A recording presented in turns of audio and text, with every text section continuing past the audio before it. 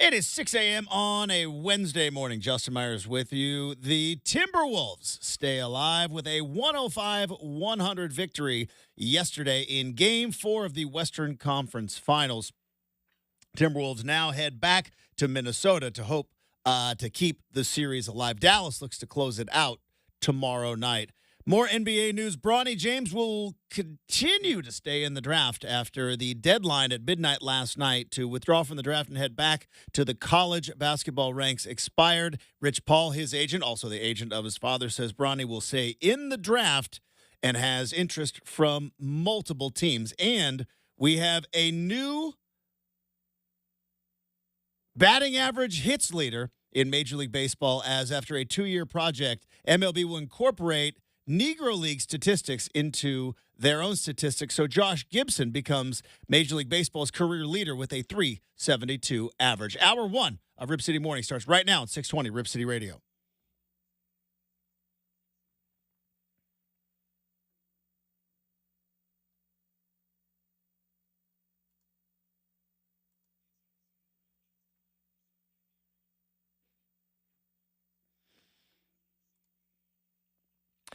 And a very happy Wednesday. It is RCM. I'm your host, Justin Meyers.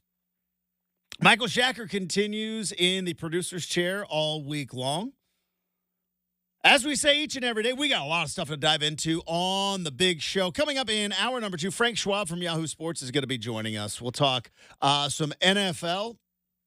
Now that the draft has wound down, free agent moves, OTAs, mini camps, contract negotiations, and I'll be honest, I just got a football itch because this is that time of the year, right? This is that time of the year where we joke on Tuesdays, right, about how Tuesday is the grumpiest day of the week, and that's not just something I made up. It's something I saw one time on the internet, and it's actually statistically a true statement. As we say in the opener of the segment each and every week, you hunker down for Mondays. Wednesday, you kind of see the horizon, which is where we are. Congratulations, you made it. It's hump day. Hump day? And then by Thursday or Friday, we start rolling. It's Tuesday where it gets a little bit tough, right? Because you're not quite there yet, but you aren't hunkered down. I feel like in the sports world, and like many of you, yes, I love basketball. I am a big fan of baseball. I love all the sports. I love all the fun summer sports, right? We got a Mike Tyson boxing match coming up next month. We've got we had the Kentucky Derby, the Indy 500. But let's be honest. For most of us as sports fans, we're always in a countdown to football. I mentioned it yesterday. We're 95 days away from college football kicking off. We're now less than 100 days from the NFL getting ready to kick off their football season. We're always in a countdown for football. And I feel like we're sitting here right now, just past Memorial Day, going like, I really want to start getting excited about football again, but it is a little bit too early, but not on this show. So we're going to talk to Frank Schwab, get some NFL news and notes, get his thoughts on what the Seahawks did in the draft. The Seahawks looking forward also, because I am selfish. Interesting situation with quarterbacks in Pittsburgh. Bo Nix looking like he might be the starting quarterback for the Denver Broncos. So a lot of stuff to talk to Frank Schwab about. And then in hour number 3, we're going to continue talking football as we have got Cam Miller on the big show. He is the executive director of the College Football Network. Recently ranked all the quarterbacks heading into college football this year. Is Dylan Gabriel on the top of his list, the transfer quarterback coming in to take the snaps from the Oregon Ducks. So Cam Miller is going to be joining us in hour number 3, and we have some NFL news and notes. We have got some college football to talk about coming up in on campus. A basketball game was played last night. The Minnesota Timberwolves survive for at least another day in the Western Conference Finals, and the Boston Celtics get to, take another day of rest. And as I mentioned, we're going to talk about, I've talked about it a handful of other times, but I'm looking at ESPN.com, and I know how news sites work. I've been around sports media enough. I know how news sites work. And the fact is the headlines, while they aren't technically it's not like a Letterman top 10 list. They aren't technically ranked 1, 2, 3, 4, but there's a reason why certain headlines and certain articles and certain stories are moved to the top of the top headlines. I mean, it's even called top headlines. As we continue to, once again, lose our mind with the Bronny James situation. So we're going to talk about that coming up in approximately 15 minutes. Kind of not really lost because I think it was a well-deserved Bill Walton day yesterday, but there was a bunch of news from over the weekend, and I know we talked about it for just like maybe 15 seconds with Dwight James yesterday after we had some great Bill Walton stories and looking back on the life and career of Bill Walton, but mentioned there was a baseball story over the weekend that is a bit bittersweet. And you might be saying, Justin, what on earth are you talking about? Angel Hernandez, who was one of statistically the worst umpires in all of Major League Baseball, yet because the umpires union has been so strong in MLB, he could really never lose his job. He was not qualified to be a top-level Major League Baseball umpire, yet for some reason, somehow, not for some reason, because of union strength and because of ongoing litigation, he was able to keep his job. And it once you become known to average Joe sports fan, whether you're an umpire, whether you're a basketball official, whether you're a football official, once you become known, it doesn't matter if you even have a good game or not. Everybody just expects you to be terrible. I talk about perception and reality all the time, and sometimes while we should all be sitting in reality, sometimes perception is more important. Sometimes perception is something that can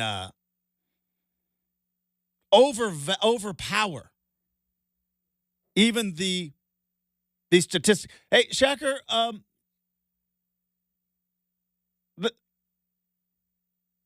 what's going on back there? I'm sorry, I was distracted. Nothing's going on over here. Was something on the air that shouldn't be? No, it was. It might be another studio. Oh. There might have been something else going on in another studio. I apologize. Oh, okay. I did not mean to blame you. No, I'm looking around trying to figure out. That is my fault. Bled through. Okay. It might be something in another studio. I being very unprofessional and I got distracted. I'm gonna go back to my umpire rant now. Okay. By the way, good morning. Good to have you. Sorry I started off our conversation on such an awkward note. Yeah, how much coffee do you have in you today? What's a normal Wednesday amount? Well, all right. We'll get back to the umpires in a moment because Shacker brought up something. I am a man of crazy routine. I know Chad tries to talk about his routine is.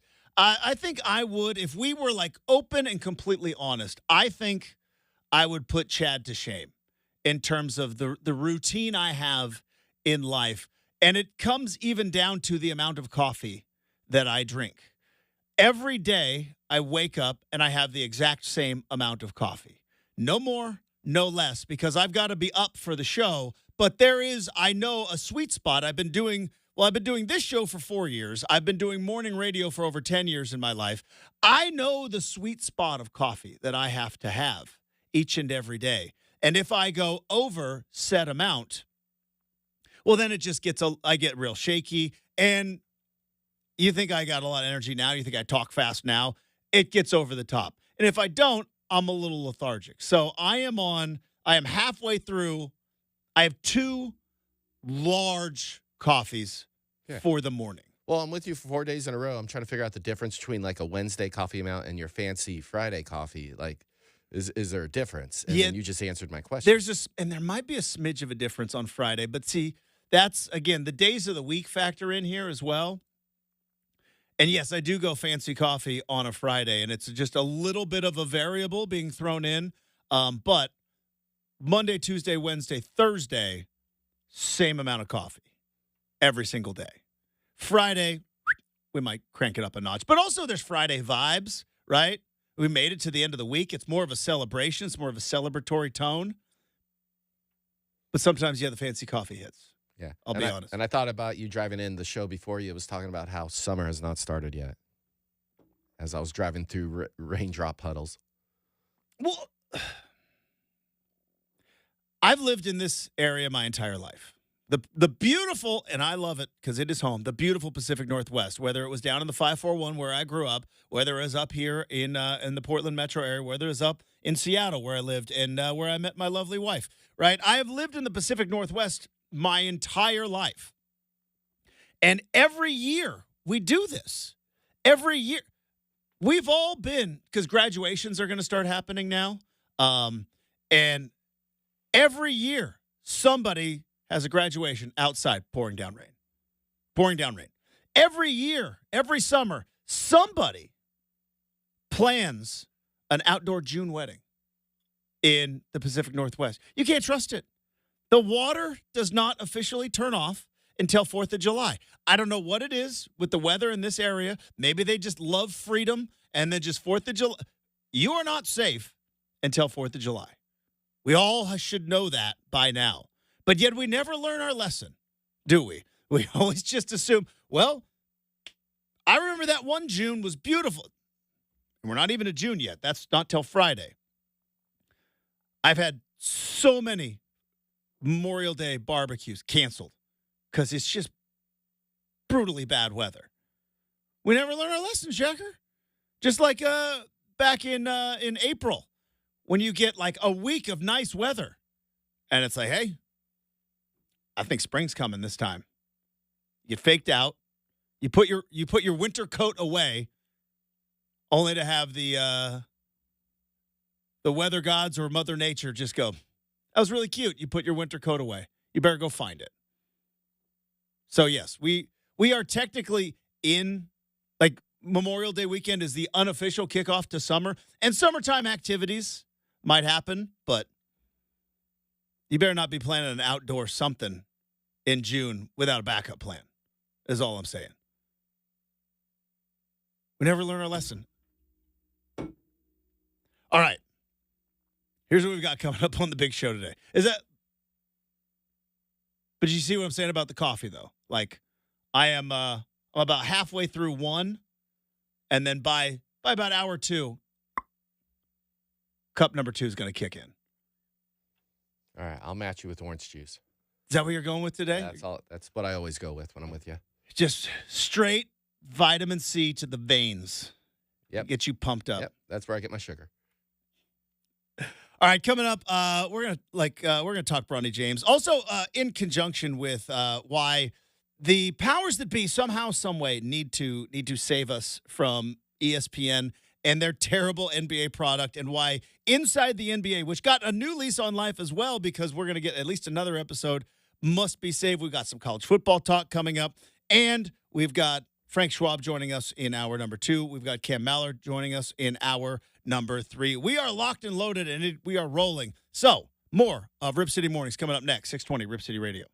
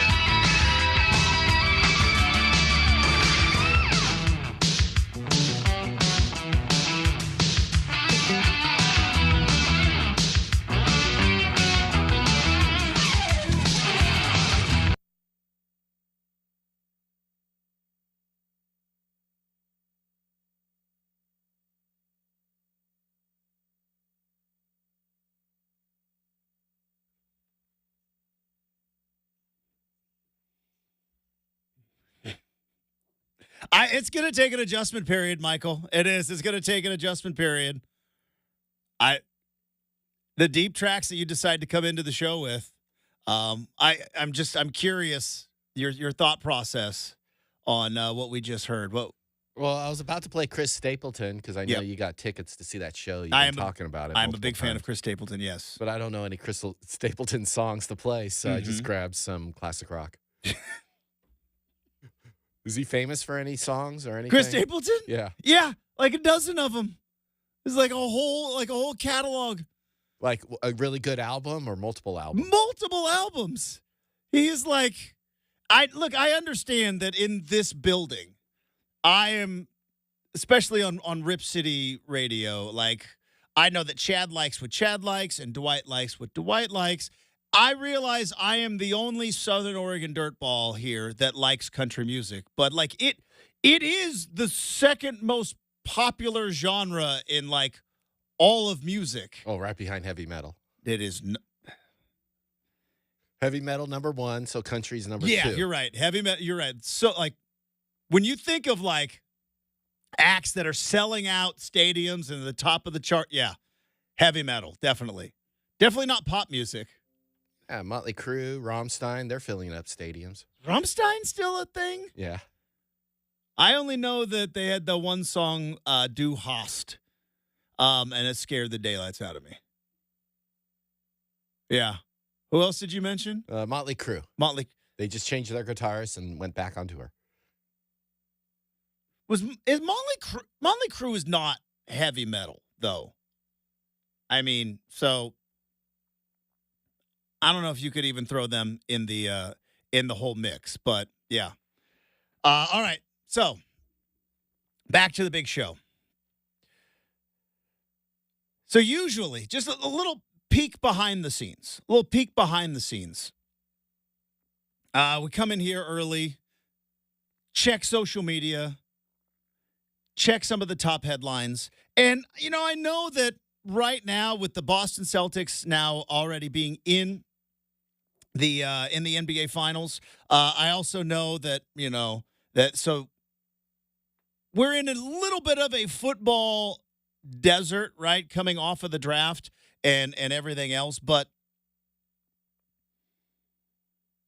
you still would expect, when you look at the headlines, to not have the announcement that the number 54 draft prospect in the NBA draft coming up, that he is staying in the NBA draft, to be the number one headline on ESPN. Now, again, mentioned it a little bit earlier. I know how the numbers work. I know that it is not an accident, that it is not just by chance, that it is pure happenstance, as they say, that certain articles would be right at the top of the headlines that you see when you pop onto ESPN.com. But there it is, top headline.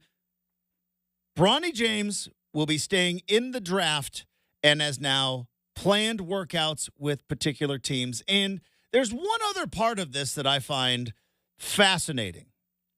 Because, again, I have said this whole time, this is the Emperor's new clothes. This is the Emperor's new clothes. We as fans have continued to be gaslit by LeBron James and the LeBron James machine. Because I watch Pac-12 basketball this year. I watched USC play Oregon a handful of times, and I watched, as many people did, Bronny James score 4 points a game. And when all the talk was coming about how LeBron wants to play with his son and he was going to go to USC, and I remember he was a 3-star prospect out of high school, then had the heart issue, and good for him that he's not that he's still playing basketball and that he came back from that. But all of us once we watched Bronny James play, he's a fine college basketball player, fine, but there are hundreds of fine college basketball players all across the country. They don't go to the draft one and done. And B, don't get attention from major outlets. We talked about this last week. Kendrick Perkins finally broke on ESPN's NBA countdown show. And then the rest of the ESPN LeBron butt kissers about lost their wiring, because that's how it works there at ESPN. It's the LeBron James, Los Angeles Lakers, Dallas Cowboys, New York Yankees network. And I've understood that. I've come to accept that. Also the Caitlin Clark network as well. Because again, good for Caitlin Clark putting eyeballs on WNBA games, and good for Caitlin Clark for doing the work and being such an entity in women's college basketball that is now bringing eyeballs. But if I have to see another headline about how many points Caitlin Clark scores in a loss, I'm going to lose my mind. I understand it. Special players get special treatment, and special talents get treated differently. But goodness gracious, do we have to hear more and more about how Caitlin Clark scored X amount of points in a loss? Let her get her feet under her and maybe win a couple of games. But that's neither here nor there. That's more of an indictment on ESPN, not an indictment on Caitlin Clark, who's just trying to play basketball. I get it. But Kendrick Perkins finally lost it last week, and we talked about it on the show about why are we giving so much time to Bronny James? And I'm wondering, have we finally broken the dam? What am I talking about? In almost every other entity of entertainment, which sports is. Sports is an entertainment product. Yes, it has rules and regulations, and it's supposed to be fair and not predetermined. But in the end, we buy tickets to games. We tune in to games to be entertained. Right? It goes all the way back to the Roman Colosseum. If the movie Gladiator was historically accurate, I doubt it was, but I choose to believe it was. And Maximus Decimus Meridius is sitting there, and he's yelling at Joaquin Phoenix, and he's like, "Are you not entertained?" That's what sports is. We're here to be entertained. And the beautiful thing about sports is it's one of the last places where it is a pure meritocracy. It is merit-based. Yes. Do certain players who have certain famous fathers or famous parents maybe get an extra look here or there, maybe get an extra tryout here or there, maybe get an extra opportunity? Sure. But in the end, in sports, you can't play, you don't make the team. And it's kind of always been that way. It's not that way in any other form of entertainment. The Kardashians have built an empire on simply being famous. On the backs of the O.J. trial, on the backs of a double murder. I mean, we don't really want to talk about it, but that's how the Kardashians got famous. But the Kardashians they've made an empire out of it. They are famous for simply being famous. We live in a world of influencers who get opportunity after opportunity, whether it's record, like we were just talking about music. How many bad albums have we heard from actors who decided they wanted to sing? Money, fame, popularity give a ton of opportunity. You get movie roles, you get TV roles, you get a reality show, right? All that stuff based solely on popularity and fame. But sports has always been kind of that last spot where it's like, no. You may get an extra opportunity if you are LeBron James' son, if you are Peyton Manning's nephew, if your dad is Deion Sanders. You may get an extra opportunity, but in the end, you are not making a roster if you can't play. And I feel we have maybe reached not quite the point of no return, but we are definitely dancing on it with this whole Bronny James thing. Because for the life of me, Now, I know that there's always been kind of, especially like in minor league baseball, and there's always been efforts to sell tickets, shall we say. But I have yet to hear one evaluation of Bronny James. And by the way, I know he's taken an awful lot of ricochets here. This is not a shot at Bronny James, who I think should be playing college basketball and having a fine career. This is more a shot at the LeBron James machine that was created and the television wing of the LeBron James production company, which is ESPN. And the problem I have is, name me something beneficial about drafting Bronny James that does not have to do with either his dad, who doesn't go out there and take the shots for him, ticket sales, or eyeballs. Give me one. Scored 4 points a game, college basketball on USC. Oh, well, maybe USC was really good. Nope, USC was terrible. Didn't make the NCAA tournament. Well, maybe there's something we're missing. Maybe he just wasn't used properly. Now, evaluation in the combine, evaluation, all the pre-draft camps. Number 54 prospect.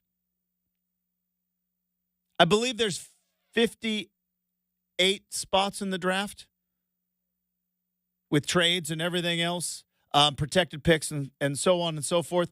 Number 54 prospect in the NBA draft. And anytime somebody talks about how a team would benefit from drafting Bronny James, is it ever being talked about his basketball?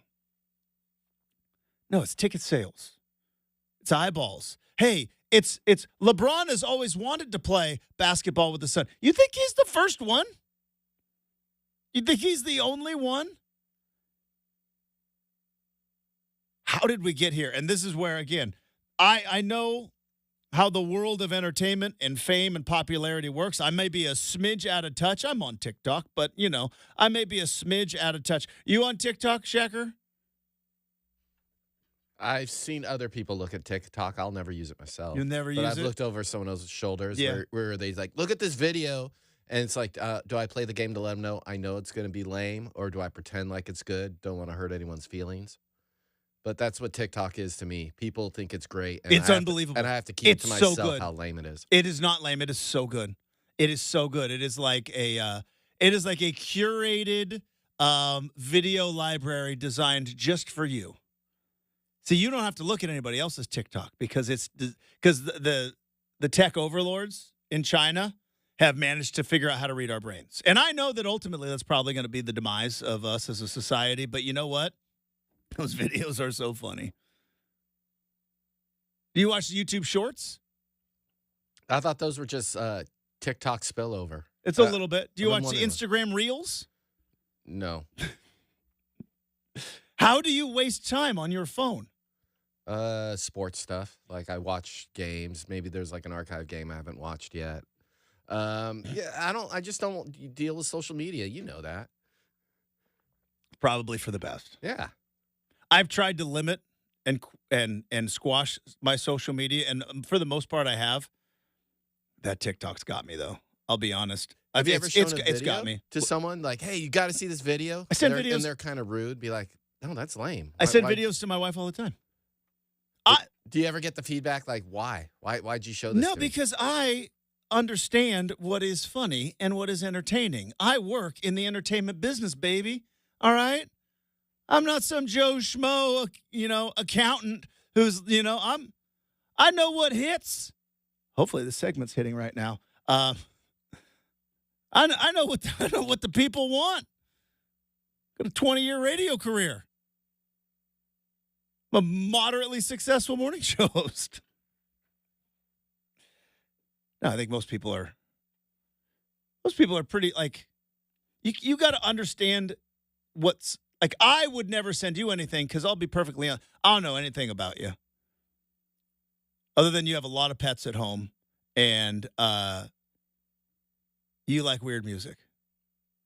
That's about it. So if I saw a video of pets and weird music, I might send it your way. Oh, I've seen a few of those. Just keep a heads up. All right. What were we talking about? Oh, yeah, Bronny. Could this be the first time? And maybe it's not. Maybe it's happened in the past. Maybe it's something I'm forgetting. Maybe this is my LeBron James bias ultimately coming out, but it can't. But it feels like it is. This is the first time where we have taken nepotism past the line that I think we all, from a sports standpoint, agreed we weren't going to do. Nepotism happens in sports all the time. I get it. Nepotism happens all the time. Look at your favorite football team's coaching staff. All right? I'll bet you somewhere on that coaching staff, there's a family member. Even grumpy old Bill Belichick, right? Who famously would not treat Tom Brady any different, even though Tom Brady was the greatest quarterback of all time. He would not treat Tom Brady any differently than any other player on the roster. His kid got a job. That's right. Steve Belichick was on the payroll. His kid got a job. Just go and look at any NFL or college football roster of a roster of coaches. You'll probably see a family member there. You might see a son-in-law. You might see a nephew, but you're going to see a family member there somewhere down the line. You'll find there's nepotism all the time. I mean, Chauncey Billups had his brother as an assistant coach. Was that nepotism? It's tough to say because I don't really know what like the fourth assistant coach in the NBA does. But when you've got your brother on the coaching staff, would he have been on the coaching staff for any other coach? Probably not. Scholarships are given out a handful of times. I think it was Master P. Make him say na Master P. His kid got a scholarship to USC because he happened to be friends with O.J. Mayo, who was one of the top prospects in high school basketball. Like, nepotism happens, but we have always kind of agreed, all right, your kid can be a tight ends coach. Your kid can be a strength and conditioning coach. Your son can be a preferred walk-on, right? It's what they do in college football. They created the term preferred walk-on so that they could, give the famous people's kids a title and not just walk-on who weren't good enough to play college sports because you only got 85 scholarships. But, yeah, backup left guard, sure. In baseball, late round draft picks, even though they've eliminated all of them. Nepotism happens all the time in sports. NBA's got 2 rounds of the NBA draft. 2 rounds. You've got X amount of spots on the roster. By the way, Rich Paul has come out and said that Bronny is not doing a 2-way deal, and every team understands that. Real quick, because I had to learn it again for myself. If you get a 2-way deal, right, you got the 15 regular roster spots. Each team gets 3 2-way contracts, limit players to 45 days on the NBA roster. The rest are in the G League. Feels like that's kind of perfect for a guy that scored 4 points in the NBA. No. Not doing a 2-way deal. Have we finally reached the point where famous dads and famous family members are now ultimately going to be taking up roster spots? Like I said, nepotism has happened in sports all the time, but we've always stopped it at the professional level. The LeBron James monster, though, continues. All right, we are going to continue. We've got on campus, we've got some college football talk coming up. Also, we're going to talk college football in hour number 3 with Cam Miller. But before we get to all that, I do want to tell you about DeBella. That's right, Oregon's home improvement expert specializing in roofing, siding, windows, and bath renovations. With May and then June right around the corner, it is a great time to take care of all those projects at home. DeBella, they'll come to you on your schedule and provide you with a free estimate. It's easy. Plus, they are trustworthy. 15,000 5-star reviews on Google and an amazing financing opportunity. No payments until 2025 on approved credit. So contact DeBella today for your roofing, siding, windows, and bath projects. DeBella, Oregon's home improvement expert.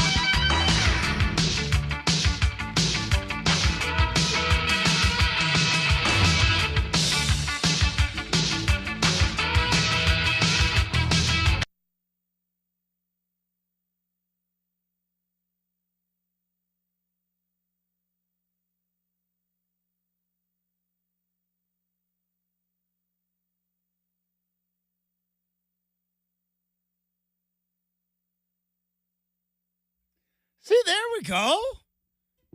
Now we're cooking with gas. I just haven't seen the music video on MTV yet to know this song.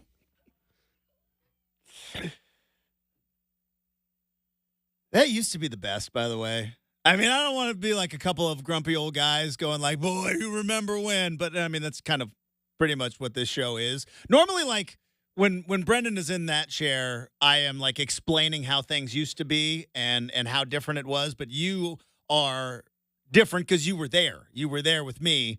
But that was the best. We were all on the same page on what was new and current and liked by everyone. I mean, it was kind of force-fed to us, but I didn't care. I kind of liked it. Kind of liked being force-fed. I kind of liked not having to curate my own playlist. We had playlists that was called, what was it called? Oh, radio stations. That's right. That was our Spotify. They would just make their own playlists, and we were like, this works. And then some goofy guy like myself would come in and chit-chat in between songs. I mean, think about that. If Spotify, you mark my word. Because the Gen Zers, and then I think I can't remember what the generation behind the Gen Zers, because the Gen Zers are getting older, and there's another generation coming in behind them. You watch, somebody at some point is going to be like, hey, you know what Spotify should do? Like, in between songs, like somebody should, like AI or something should just come in and like talk about like what the song before was and what the upcoming song is. And it was like, yeah, they're going to recreate radio stations. They're going to think it was their own idea. They're already trying to do it with cable. Well, we just get all these streaming services that we just put them all together and just bundle them. Yeah, it's called cable, kid. It worked. It works. Cable's just becoming a bunch of zombie channels. So many zombies channels. Yeah, they just show marathons, or just there's no life to them like they used to be. I haven't given up cable yet. It's very difficult for me as somebody that grew up with cable TV, but yeah, it's tough. It's tough. They have the Yellowstone marathon this weekend on Memorial Day weekend. That's got to be easy to program if you're in charge of that cable station. Put the Duttons on for a good 12 hours and be like, yep, that works. But yeah, you watch like, oh yeah, how about this? We take all like the songs and we'll put them in different genres, and then we'll make a playlist, but random, and some old, some new, and then we'll have like a voice come in and tell you, because you can't always have time to look at your phone, and tell you what's like. Yeah, you watch. Somebody's gonna float that as an idea. They've already tried to float. Oh, they should have live podcasts. I saw that one time on the internet. Oh, they should just, how we have they should do it, but do it live. So I was like, yeah, it's called radio. You could have people call in. We would do have back and forth with the host. You could have like a guest, and like you could every day at the same time. It's like, yeah, we've been doing that for a while. Anyways, speaking of things we've been doing for a while, college football is going into an awkward phase. College football is heading into a weird space. Up is down, left is right. Oregon's in the Big Ten. Cal and Stanford in the ACC. And some of these coaches are now getting more and more vocal about some of the changes, one including walk-ons. We're going to talk about it as we wrap up hour number 1 on campus. Here we go. All right, so the SEC football spring meetings are going on. Texas A&M coach was talking about the potential, because one of the things that is being floated around, because we're in a crazy NIL transfer portal thing right now, where what is eligibility? What is a scholarship? And now there's talks with now that the settlement has happened, and you're going to start seeing some regulations now in college football, because we've been in a 3-year, no rules summer of love for the last couple years. And one of the things that they're talking about is capping rosters. Now, for years, there was an 85 scholarship limits. There were loopholes around it, but you had 85 scholarship players, but you could have over 100 guys on your team with red shirts and walk-ons, you could just have 85 active scholarship players. And now they are talking about capping the rosters, and these coaches don't like it. Shocker. Mike Elko from Texas A&M said, I'm strongly against it. I think it's absolutely against college football, what it stands for, what it's about. I think it would be a major problem when you look at the legacies of Texas A&M kids that are going to get the opportunity to play at Texas A&M. Yeah, there's a problem here. When you guys all took all the money, not the coaches, they've been taking the money for years, but when all these administrators and conference commissioners and athletic departments took all this money, you set a fire to what legacy was. Georgia coach Kirby Smart said, I don't know anybody that would be against having walk-ons. At what cost does that bring us? It hurts high school football and football as a whole when kids can't even dream for the opportunity to walk on. And it is true. College football has a massive history of guys coming on as a walk-on, earning a scholarship. They have all these videos. But here's the problem, maybe with these coaches, but mostly with people like, well, why would you eliminate walk-ons, Justin? I'm like, well, I will tell you why. Because a lot of people don't have this bad habit that I have. And what is my bad habit? I think like a scumbag. I act like a nice person because I am a nice person and I want to be nice, but I think like a scumbag.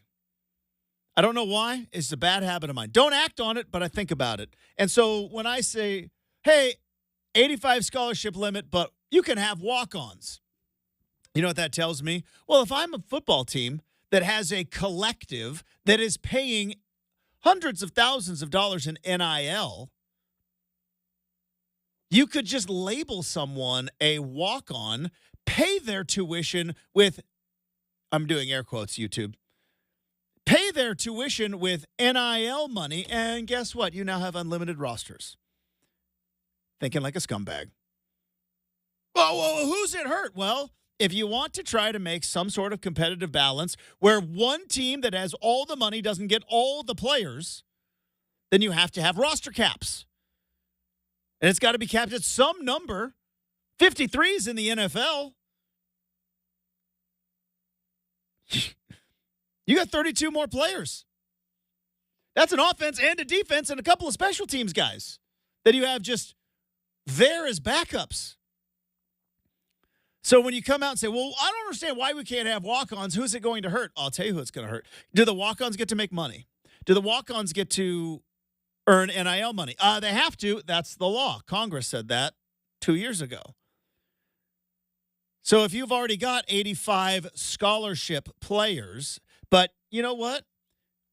You want a couple other 4-star backups? You know what you do? You go to your collective, Texas A&M, Georgia, Oregon, and you say, hey, I got 10 other guys. They're technically going to be walk-ons. Cut them a check, please. And you pay them $200,000. And they pay for their tuition, and they're considered walk-ons. And guess what? You've now created a roster loophole. And now all the teams with all the extra money who can pay NIL will have bonus players on their team. See? Think like a scumbag. It's a terrible trait that I have, but it's unfortunate. So, yeah, walk-ons may be, and by the way, save me on legacy and tradition and all that stuff. Texas A&M, you've switched conferences 3 times. So save me on the legacy stuff. All right, coming up, we have got hour number 2. Frank Schwab's going to join us. We're going to talk some NFL and a whole lot more next. 620 Rip City Radio.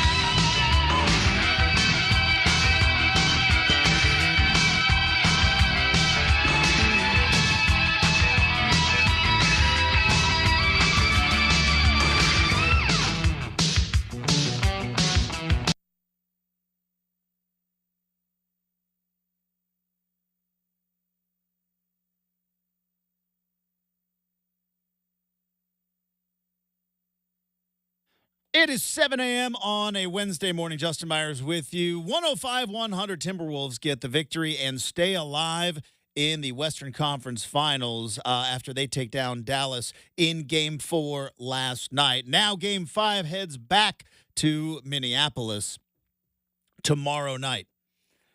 Postseason baseball for both Oregon and Oregon State. The Oregon State Beavers will be hosting the Corvallis Regional. That's convenient. That's where they play. As games start on Friday, Oregon heads on the road but stays on the West Coast as they are the 3 seed in the Santa Barbara Regional. And MLB has added Negro League statistics to its stat record books, putting Josh Gibson as the all-time batting average hit leader. He just got that record yesterday. Coming up, we'll talk some NFL with Frank Schwab in about 20 minutes. Hour number 3, Cam Meller from the College Football Network joins us, but hour 2 starts right now on 620 Rip City Radio.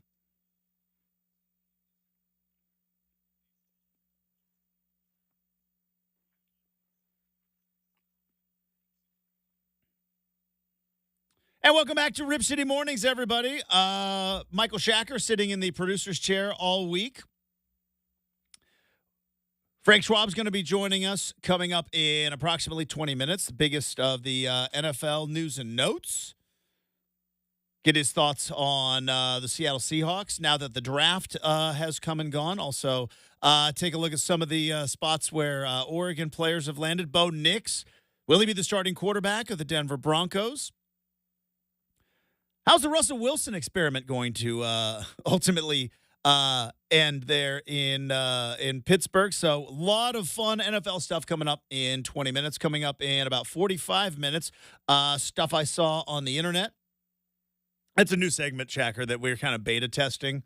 Okay. So that's why there's no intro to it or anything. It's just I see a lot of stuff on the internet. I know that segment could go in so many directions.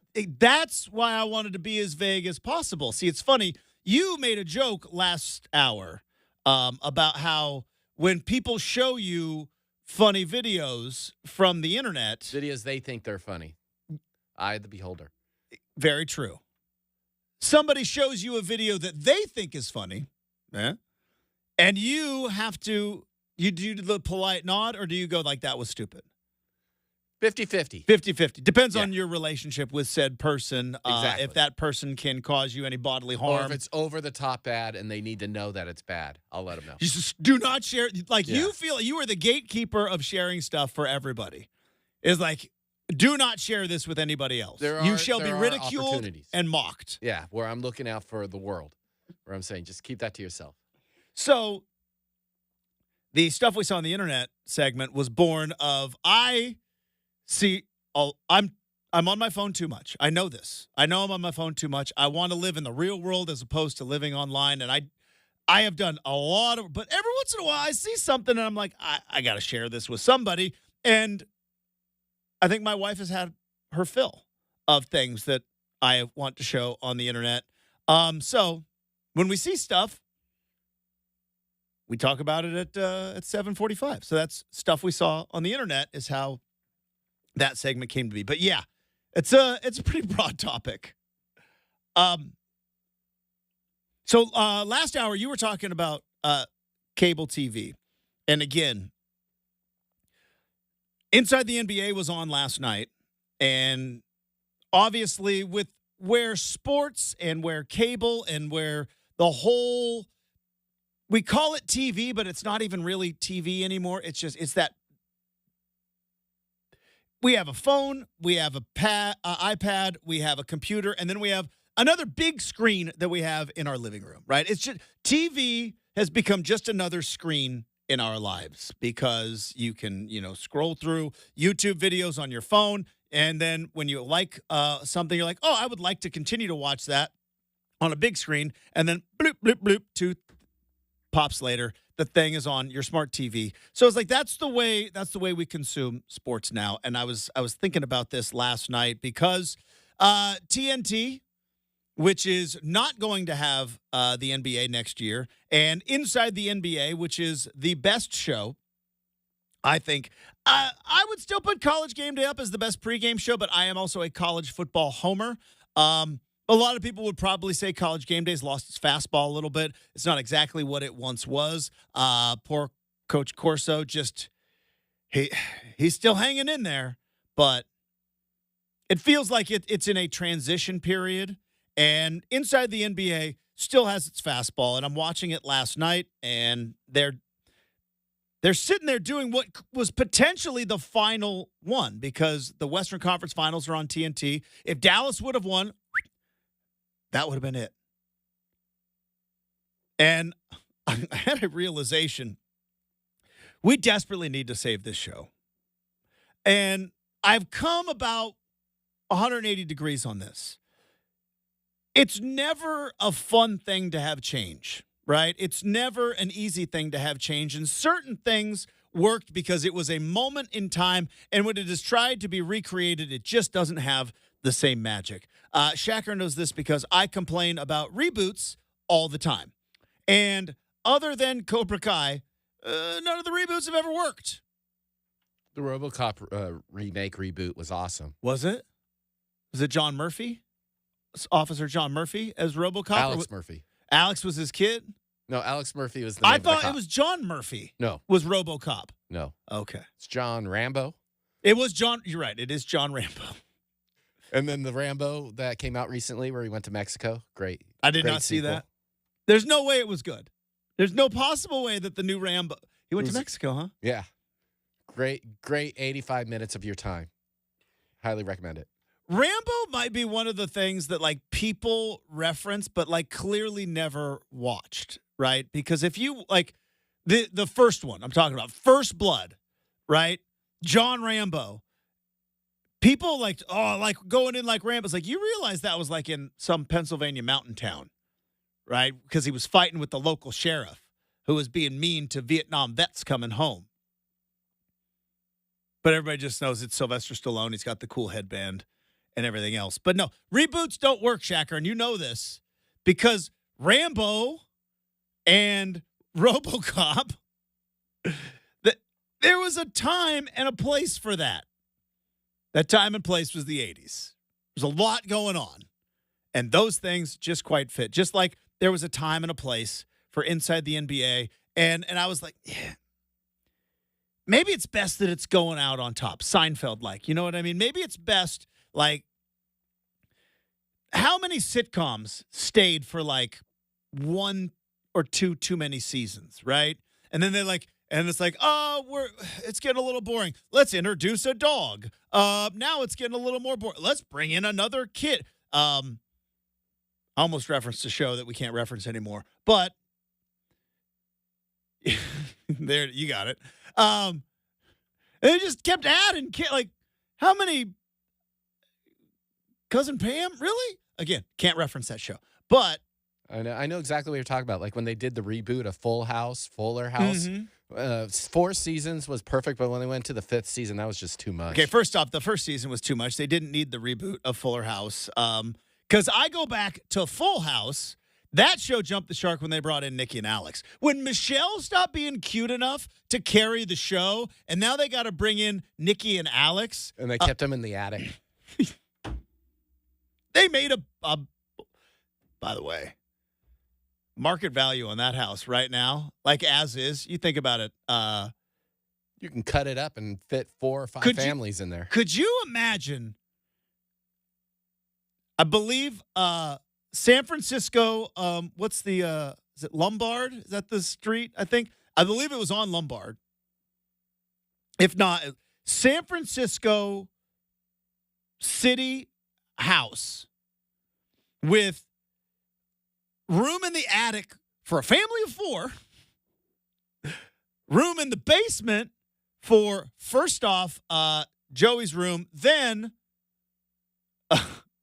radio studio. Remember, they were the Rush Hour Renegades. They did, and recording studio because they recorded their jingles down there. And then 4 other bedrooms. I think we're up to 9 bedrooms. And a backyard. 100%. And a kitchen, that house got to be worth $9 million. They just get, like, yeah, let's just put him up in the attic. There's Aunt Becky, Uncle Jesse, and twins. We can make room up there. Anyways, yeah, that show. They call it Jumping the Shark, which is, again, a reference to Happy Days. When Fonzie when they went to the California vacation, Fonzie on water skis in a leather jacket literally jumped over a shark. And wasn't that a great episode? Laverne and Shirley was there. Was Laverne and Shirley when they went out? I thought they just hung. That was the episode they were hanging out with Laverne and Shirley. I thought that was a different one because they were always in Milwaukee. Because both Laverne and Shirley and the Happy Days crew, both those shows were set in Milwaukee. We don't have shows set in Milwaukee anymore either. The 70s show, which is now the 90s show. That's that wasn't quite. It was like maybe Milwaukee, like adjacent. It was like but it was in Wisconsin though. Yeah. But anyways, inside the NBA, that's what I was talking about.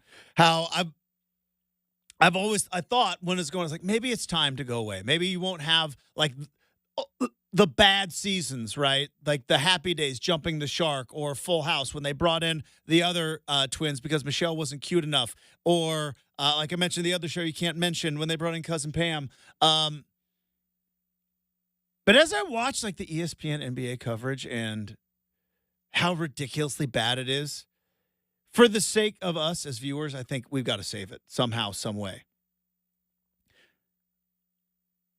And I think ESPN has got to figure out a way. Now, I don't know how they do it because Stephen A. Smith has got a chokehold on all their NBA coverage, and Stephen A. Smith has lost his mind. Maybe he had always lost his mind, but he has lost his mind with NBA coverage. And I love hot takes, and I love stupid arguments. I do it every day on this show. But the reason that the Timberwolves are down 3-0 is because Ant trash-talked Kyrie Irving. It's like, or the Dallas Mavericks have maybe one of the best players in all of the NBA in Luka Doncic and maybe one of the best point guards of his generation. I don't know. Maybe Ant trash talk.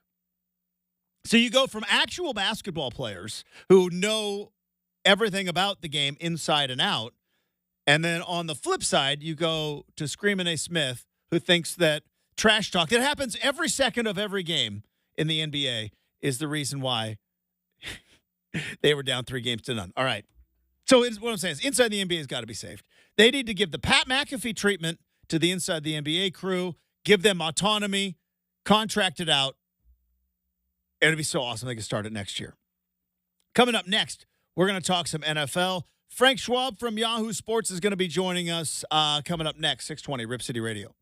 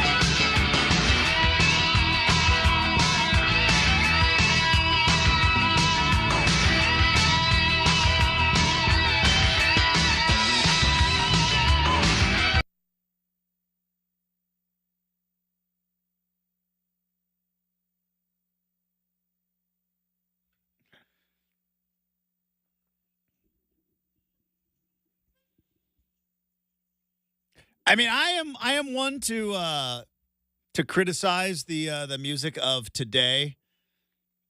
But every once in a while, us Gen Xers and some of you elder millennials out there, we have to explain some things as well, because for all the mumble rap that I do not like and I cannot stand, we did get very excited about a song that said "make them say nah nah nah nah." Yeah, they're not even rhyming. It's like, yeah, Master P did that too. There's a handful of songs that just if I had to defend, it would be a tough one. It looks like we may have gotten skunked out on a guest. First skunk of the week happens. How many times should I call? How many times have you called? I think I'm at 4. So No, we're done. Yeah, we're done. I would have capped it at 3. Really, I want them to see like Rip City Radio called him maybe double-digit amount of times. Yeah, I don't know about double. We don't want to burn the bridge though forever, because maybe there's something that happened. Maybe it was a miscommunication, and well, I would be excited to have Frank Schwab on the show right now. Maybe wires got crossed. You know, it happens like weeks like this. Did you like I woke up and I thought it was Tuesday because we had Sunday off or we had Monday off. So I don't know. Maybe that happened. Maybe wires got crossed. I was thinking it was Thursday and the week's almost over. That'd be tough on Friday. You just don't show up. You're at home. It's like, what are you guys talking talking about? Saturday. What are you talking about? Saturday. You know, it is something. It happens to me more than I care to admit because, again, since our guest skunked us, we get to talk about whatever we want now for this segment. This is what happens in radio. It's a curse, but it's also a blessing. Sometimes I do forget kind of what day it is because we don't have TV shows by the day anymore. Do you know what I mean? Like it would be really hard to explain to somebody like, "Oh yeah, I'm sorry I didn't make it in. I thought it was Thursday." And you're like, "No. There's no way you didn't know it was Thursday. Seinfeld was on, Cheers was on. It's must-see TV. You knew that." But like now, did you watch the show The Bear? It's a good show. I've seen clips, never watched it. I know it exists. It's 3rd season, about to premiere or Boom. majority premiere. And it's going to premiere, and it's just like a whole season. Just boom, there you go. And it's like, that's awesome because I get to watch it at my leisure. But like, if it was on every Tuesday, I'd be like, all right. Do you ever because that it throws off your between not knowing phone numbers in my head and like having the days of the week get mixed up because certain TV shows aren't on a certain day. This whole internet thing. I think it's just a fad, though. I'm like that with sports. I don't even watch Monday Night Football on Monday anymore. Well, this is impossible for the rest of us. You are the only one that's able to pull it off because you are not on social media. There's no way that anybody else could do it and not see the outcome. Do you know what I'm saying? Yeah, but I'm usually at a basketball game or something to keep me distracted. It's easy if you get off that social media. That's what I'm saying. But you know what? I don't want to. I can quit whenever I want. I just don't want to. How about that?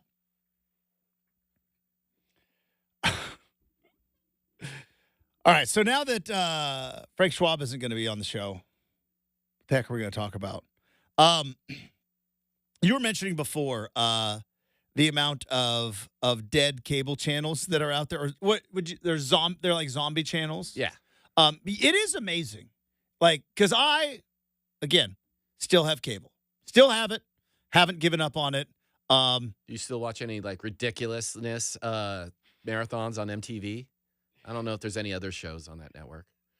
Is that all they play on MTV is ridiculousness? Every time I've been in a hotel room, I go, "Oh, what's on MTV?" And it's ridiculousness marathon. Do they play True Life anymore? Do you remember the show True Life? Yeah, I do remember that. I'm thinking that's gone. True Life but might be gone. I can't verify. I don't know. Is Made on there? It's like, hey, I want to be made into a cheerleader, and then I want to put it on MTV. Where these shows go are to the zombie networks that are streaming and smart TVs have access to. Gotcha. So these shows you just referenced do exist in another world, just not on basic cable.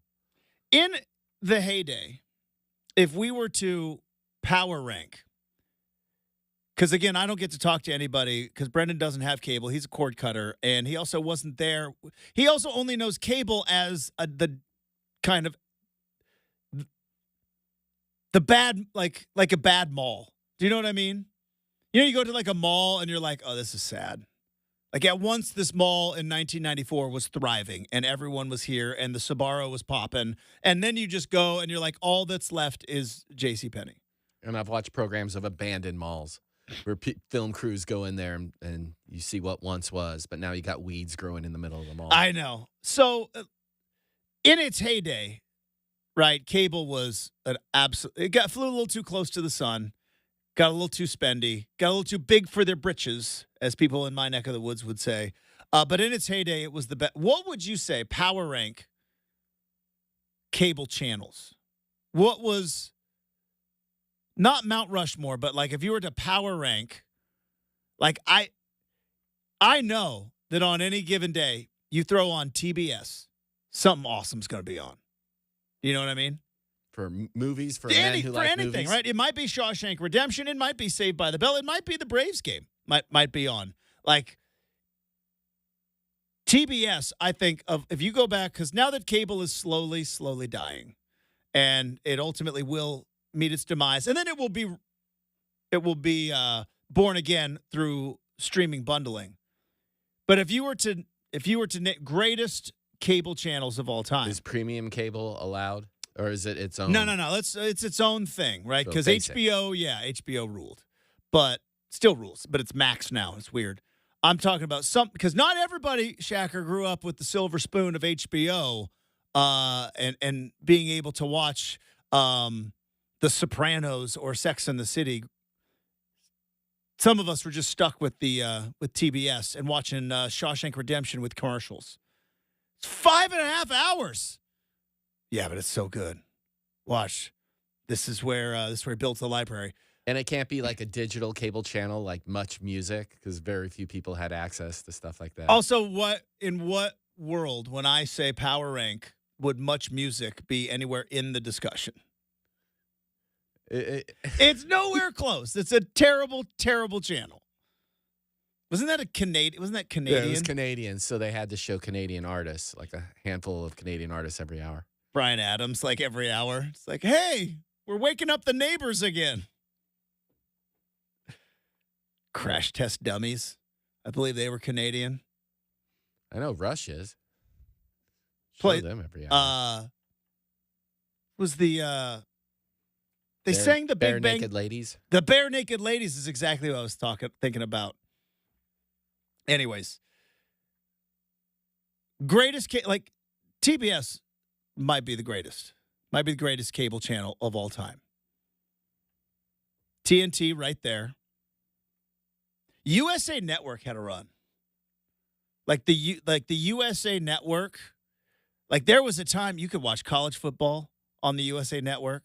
Cartoon Express. You watched the Cartoon Express in the mornings with Magilla Gorilla and Jabberjaw, Snaggapus, Deputy Dog. That's who I was thinking of. Deputy Dog, Wacky Racers. And they would sometimes wheel out the animated Three Stooges when they were robots. Three Stooges became robots? Yeah, it was a When cartoon. did that happen? It was a cartoon that was on the Cartoon Express. That one I don't remember. I think it was a failed pilot. How bad is that if you fail like at Cartoon Express? They were like the dumbest things ever. So yeah, you had USA Cartoon Express. They would have sports on there. They had like old school WWF, like Hulk Hogan, Macho Man Randy Savage, WWF. I might be talking myself into USA Network. USA Network about 1987 was about as good as it got. Because like you said, you had the Cartoon Express in the mornings, then into movies or whatever, then maybe a Saturday wrestling show, the Bobby Heenan show. Bobby the Brain Heenan had his own show on the USA Network. And then Wasn't CMT high up there? Country music television and their Dukes of Hazzard reruns. Wasn't that like pretty popular where you're from? You're trying to make a jab. You're trying to throw a little No, I'm just shade. trying to But make you an know what's assumption. funny? I watched so many. Dukes of Hazzard reruns on CMT. Yes. Yeah, Yeah, I did. So you got to put that up there. Also, towards the I top. think CMT last to really still play songs on their actual music station, right? MTV doesn't play the songs anymore. VH1, I don't think exists. I think we sadly lost VH1 along the way. Like just out of nowhere, just one day I blinked and there was no VH1 in our lives. It was a very big deal. It was a very influential cable channel. Unfortunately, they're still there. They just show half-hour programs. They don't show videos because the videos exist in other locations. But yeah, because YouTube killed it. But VH1 is still on the guide. I thought it went away. Well, I wouldn't know because I'm a cord cutter. No. So how do you know about all these zombie networks then? I read and pay attention, and other people have cable.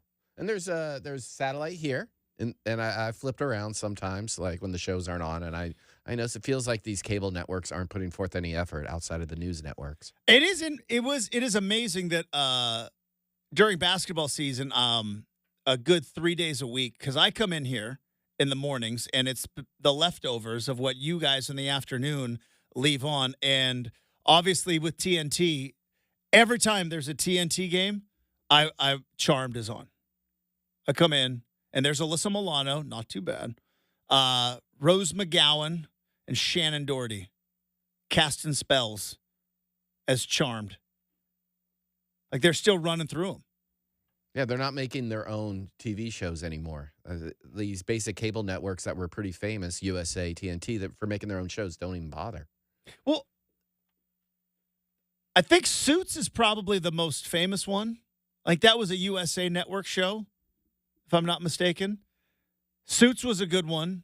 What else is a basic cable show that was actually good? Around the same time, Psych. Psych was there. Monk. Was Monk one of those? Yeah. I never watched it, but I know a lot of people liked it. Yeah, Monk was there. Franklin and Bash. Breckenmeyer and Zach Morris were lawyers. They never lost a case, too.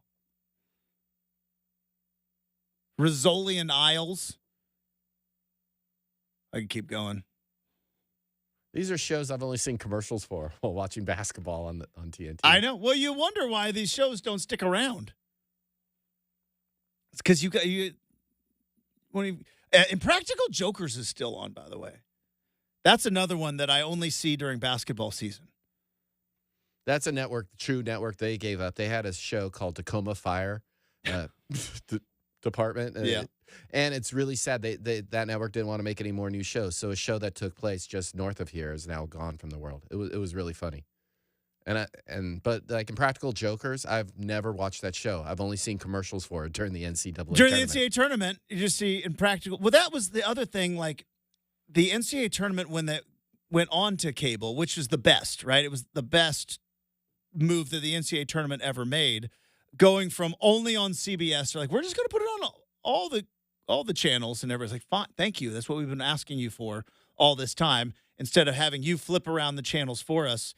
Yeah, but you would learn about, or when the baseball playoffs is on TBS, they were always like rolling out a show. Like, was it Frank? Remember Frank TV? It was Frank Caliendo at Frank TV, and every baseball playoff that was on TBS, we got 57 Frank TV promos. The worst one this year, because this is the other, it's not the problem. It's sports on TV is the best. But when you do get like TNT and TBS and during the NCAA tournament and then again during the NBA playoffs, you get obviously a lot of the same commercials over and over.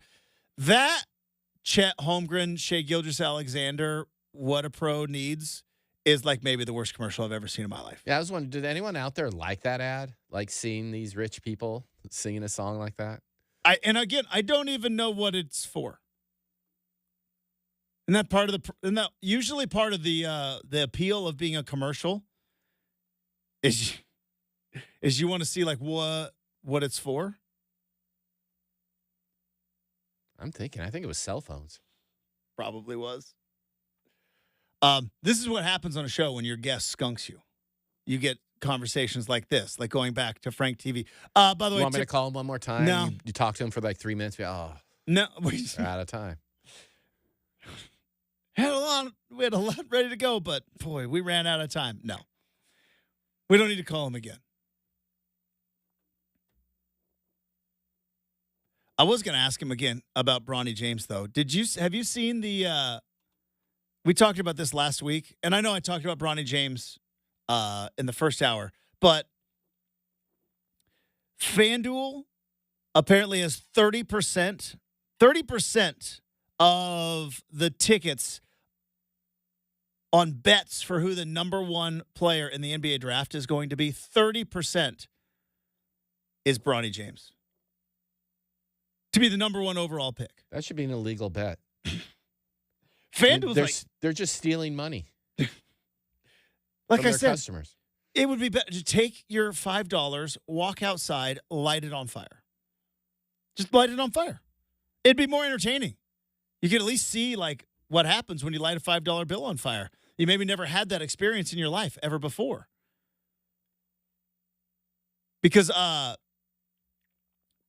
we had talked, I think last year, about how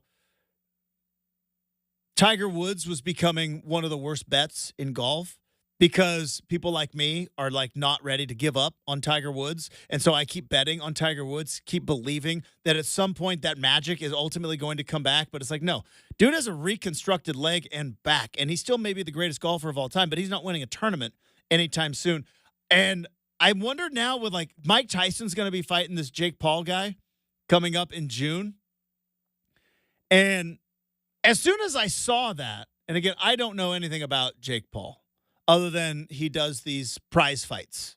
He's not a professional boxer, but he has these prize fights on pay-per-view, and a lot of people pay for him, and I think it's because he's kind of annoying, and a lot of people are paying because maybe one day he'll get knocked out, and he's fighting all these old MMA guys and celebrities, and then now he's fighting Mike Tyson. And I was like, this guy's going to get wrecked. Finally, but I keep thinking he's fighting Mike Tyson from 1988. And he's fighting Mike Tyson in 2024, who I believe is in his 60s. But I still think old Iron Mike's got that right hand. I wonder how many like Gen Xers, because I sit here and I make fun of the Bronny James number one overall pick bets. But you're like, hey, Justin, feel like betting on a 60-plus-year-old boxer going up against a guy in his 20s? I sure would, because I'd bet on Mike Tyson to win the fight. Probably lighting that money on fire, too. I made that mistake, but that was 22 years ago when he lost to Lennox Lewis. Dude, that was bad. Lennox Lewis is an actual professional boxer with a world championship pedigree and resume, is a YouTuber. I still think Tyson's going to knock him out. And I'm still probably going to lose about $10. But I'm not going to buy it, thankfully, because it's on Netflix. I'm pumped. Or old poor Iron Mike's going to get knocked out, and we're all going to slowly weep at how we're all aging. Maybe not as graceful as we want to. All right. That was a killer segment. Way to go. Coming up. We are going to have stuff we saw on the internet. I know we just did that segment, but our guest skunked us. So this is what happens. So we're going to wrap up hour number 2 with stuff we saw on the internet. But before we get to all that, I do want to tell you about DeBella. This is how we bring it back, kids. This is how we bring it back is DeBella, who is Oregon's roofing, siding, windows, and bath renovation experts. And for the past few months, if you've been thinking about updating your home, now that we are in May and almost into June, perfect season to make it happen. DeBella does phenomenal work. You've probably seen them on Better Homes and Garden, HGTV, and in my opinion, they will handle your home improvement product better than anyone else here in the great state of Oregon. But it's not just my opinion, it's also their customers' opinion. 15,000 plus 5-star reviews on Google for DeBella's excellent work and award-winning customer service. DeBella's received top marks from Angie's List and Home Advisor. And as you plan your summertime spending, and if you want to save some money, well, You could potentially pay for a new roof with savings and federal or state incentives. All you got to do is go with solar. Contact DeBella for all the details about updating your roof with solar shingles. Estimates are free, scheduled on a time that is convenient for you. And now, the time to update your roofing, siding, windows, and bath renovations is as good as it gets because you could take advantage of their financing plan of no payments until 2025 on approved credit. So contact DeBella and start saving today.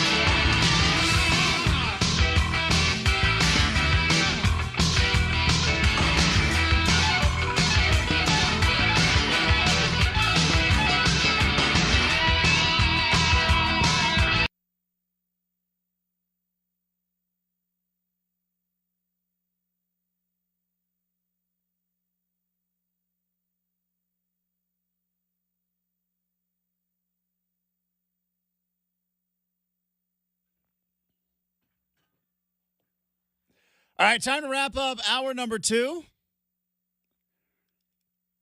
A little segment we call stuff we saw on the internet.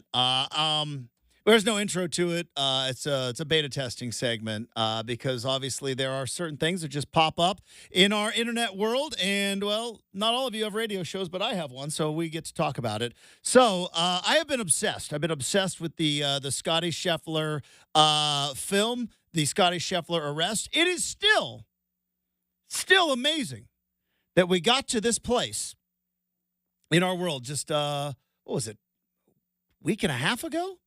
It's like a week and a half ago where the number one golfer in the world heading to the golf course that is hosting the PGA Championship, one of the 4 major tournaments of golf, trying to make a tee time in the rain to start his workout. And because of a misunderstanding with the police who were handling traffic because of a very tragic event, ends up getting cuffed, arrested, charged, and mugshotted. And so that Friday we were like, what on earth is happening? Well, guess what? As we thought, more and more information is coming out. More and more video footage is coming out. We saw it last week, the footage that clearly shows dude didn't get dragged by the car. Scotty Scheffler was driving all of about 5 miles an hour. It was a clear traffic misunderstanding. Clear. So now we have the body cam footage, not from the cop who, by the way, was the arresting officer. That's convenient, by the way. But no, we've got the body cam footage from a second officer who went to read Scheffler's rights and then talked about what was going on. And as I and many of you probably suspected, it was clear he didn't know it was a cop. Now, I don't know how it is everywhere else, but when if you watch the footage, and if you watch, especially the footage of him being walked away in handcuffs and of the police, it's dark, it's raining, and in the rain, they're wearing yellow jackets. Now, those yellow jackets may say police, but nothing about a yellow rain jacket screams, oh, that's clearly a police officer there. I need to maybe make sure that I understand that. It's a big, bright yellow vest or a big, bright yellow rain jacket that looks like it was, and like Scotty Scheffler said, easily confused with someone who is a traffic guard. So this is where the conversation goes. And you can find it on the internet right now. You can see the body cam footage. But the guy comes over and is like, what happened? And he was like, somebody told me to drive down here, take a left, go into the golf tournament. He was a half hour late, and he's, I don't know, maybe a pretty important figure in said golf tournament. Not that that matters to any of the officers who are working traffic, but understanding the mindset. Does that. Then he said he sees a guy in a yellow rain jacket that he thought was a security guard. He said, I thought it was a security guard who was mistaken. I was late. I pulled in. Which, by the way, even if you weren't the number one golfer in the world, even if you were you or me and you had a pass to be in somewhere that you needed to be and you were about a half hour late and somebody behind you who was also directing traffic said, yeah, go ahead, and some security guard tried to flag you down, you would have taken the left and moved and driven in. Everyone would have done it. Everyone. Now you can see on the body cam footage, the cop goes, it doesn't matter if it was. It's like, why would it matter if it was a security? It's like, well, everything in the world matters. When I am a golfer at a golf tournament, don't know if you knew that that's what was going on here. And I have a pass, you know what I don't do? I don't stop for every security guard that is potentially mistaken because it would take me all day to get into every tournament everywhere. So every video that comes out looks so much worse for Louisville PD.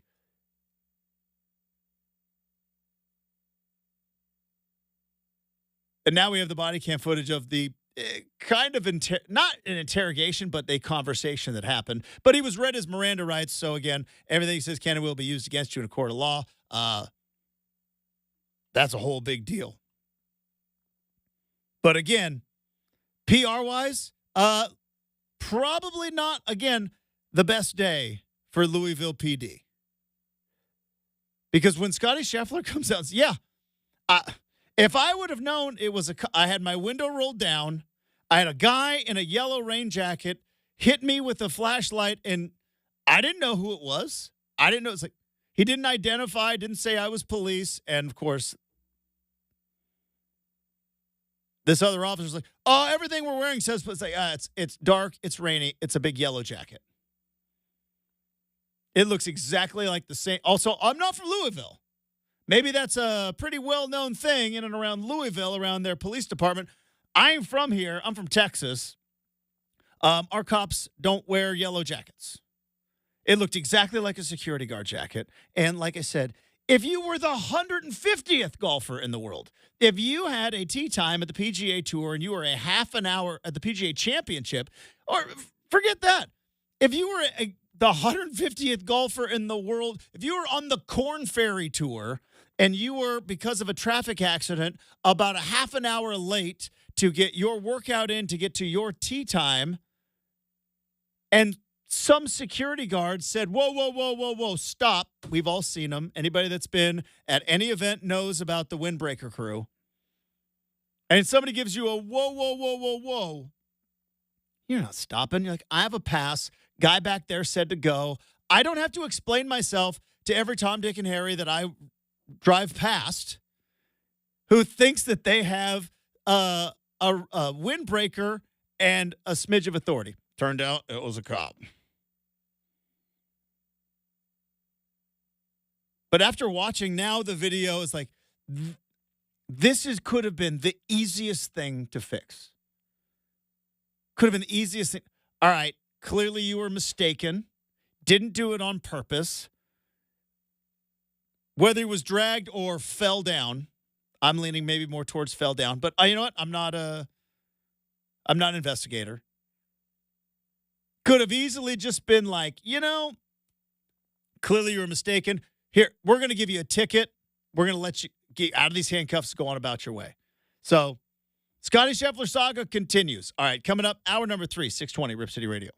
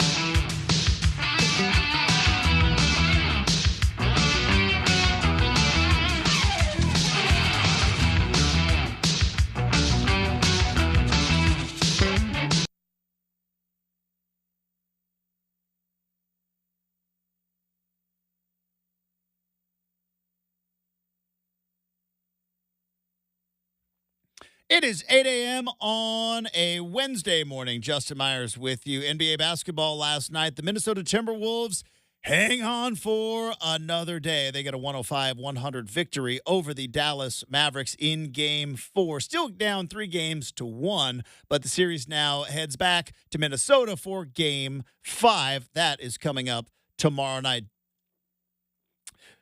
According to News Radio 840 WHAS in Louisville, the charges against Scotty Scheffler, one being a felony, will likely be dropped. This, of course, comes on the back of more recent video showing conversations between Louisville PD and Scotty Scheffler. But according to News Radio 840 WHAS in Louisville, charges likely to be dropped against Scotty Scheffler later on today. Coming up later on in the big show, Cam Miller from the College Football Network is going to be joining us. We got an RCM mailbag, and the rest of Hour 3 starts right now at 620 Rip City Radio.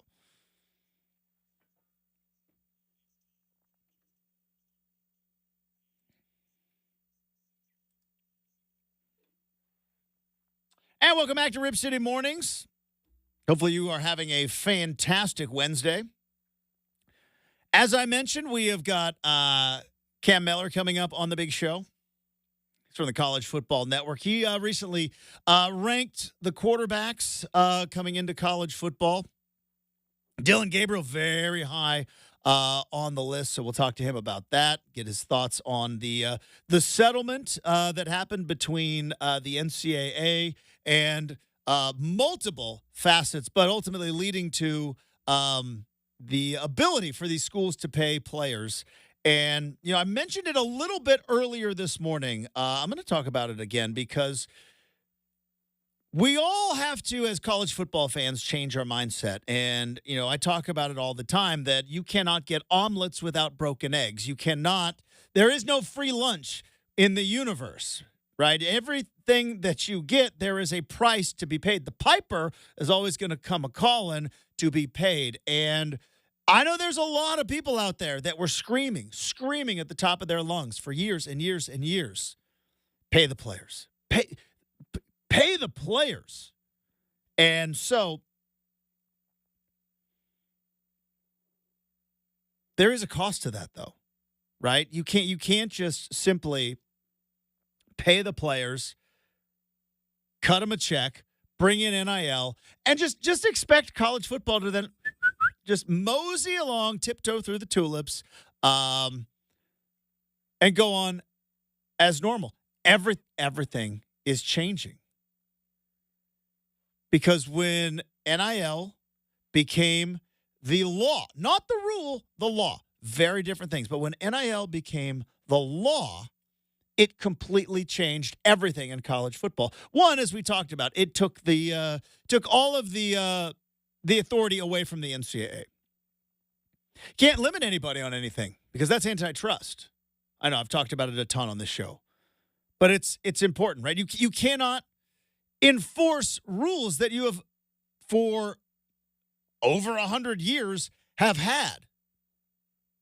Can't enforce them anymore because now, in the eyes of the law, even though technically they're not employees, they're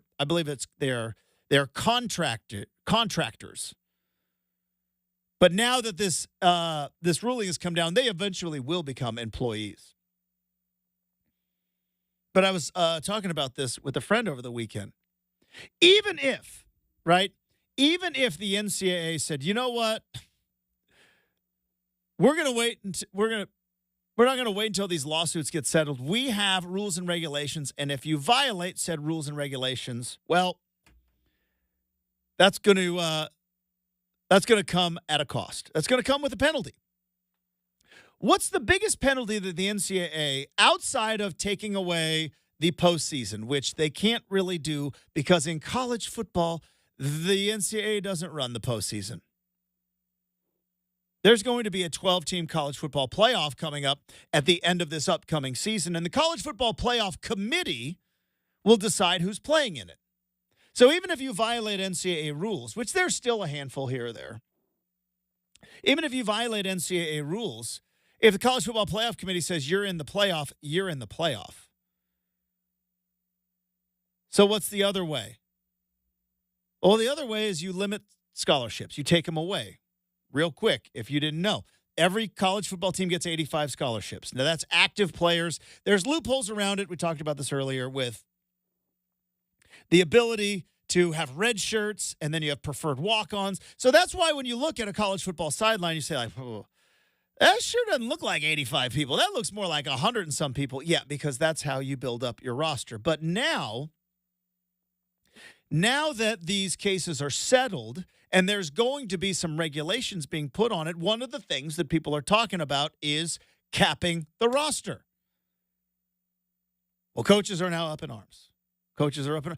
It could be the end of walk-ons in college football. Now, for those of you going like, well, why would they get rid of walk-ons? More on that in a moment. But at some point, if you are going to try to bring some sort of competitive balance, which, by the way, that's why the rules and regulations were always in existence. A lot of people thought that the NCAA was just a bunch of fat cat bureaucrats who hated athletes and were lighting their Cuban cigars with $100 bills that was made off of the backs of these poor exploited athletes. No, these rules were put into place to have some sense, not a perfect sense, but some sense of competitive balance, to stop the rich from getting richer. And it was kind of working. It wasn't perfect, but it was kind of working.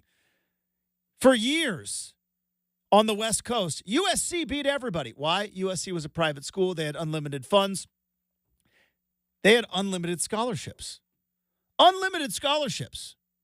So Oregon, Oregon State, even Washington and Washington State, they couldn't compete because USC would have 5 running backs.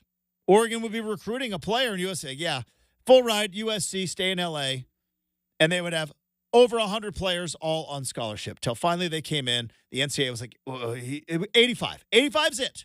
That's it. Title IX had a part of that as well. So 85 is kind of that magic number. And so now with the talk of the NCAA deal is settled, we need to have some sort of order with this NIL transfer.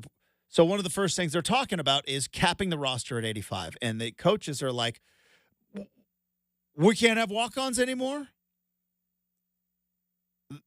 Boy, that's going to ruin the legacy. It's like, all right, legacy of college football is gone. It's over. Like I said, Oregon and Washington are in the Big Ten. Cal and Stanford are in the Atlantic Coast Conference. Save me legacy. I love legacy, tradition, and the history of college football, but save me on doing things based on tradition when you look at what has happened in conference realignment. Also, players get paid now. We're in a different world. And you might be saying to yourself, well, Justin, why would you get rid of walk-ons? Why wouldn't you just allow walk-ons? I've said this a handful of times on this show before. Because you're not thinking like a scumbag. I talked about this years ago before I was even on this show when the NIL thing came on. And they were like, well, you should just pay the players. And I'm like, you're not thinking like a scumbag. You're not thinking like a fat cat SEC booster who is willing to pay. And what ultimately happened? Exactly what's going on, that everybody says is out of control. Well, all you paying the players people, you caused this because you didn't think it through. So you might be saying, well, let's just have walk-ons. Well, let's think it through, shall we? Let's think like a scumbag.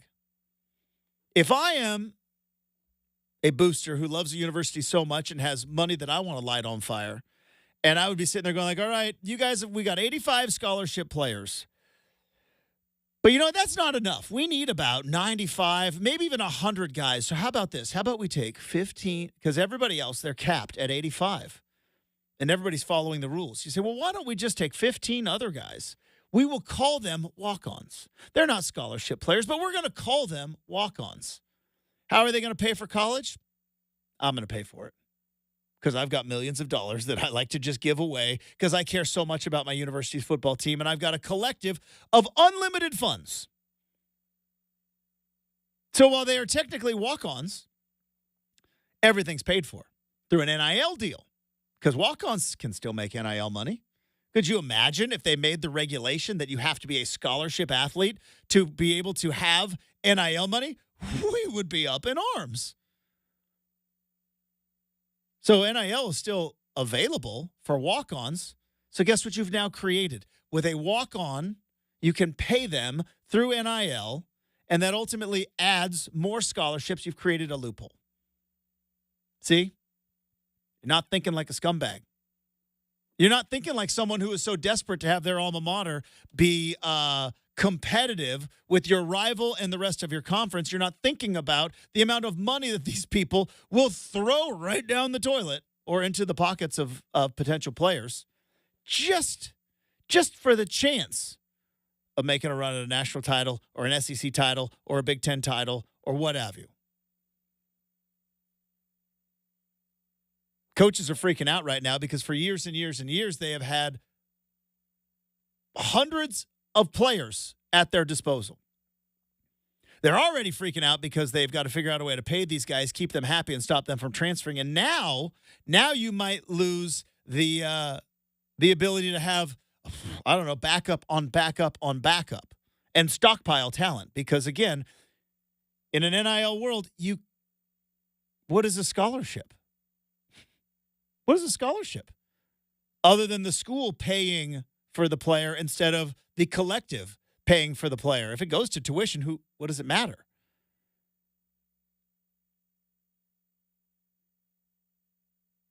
Save me on legacy, because once you started paying the players, once you opened Pandora's box, legacy, tradition, some of the things that made college football great, yeah, that went right out the window. And because there will always be people in our world in college football that will push the envelope and look to find an edge, a strategy, a loophole, what have you. Probably not going to have walk-ons anymore. Oh, the 12th man tradition at Texas A&M. Gone. And by the way, Texas A&M, you've been in 3 conferences.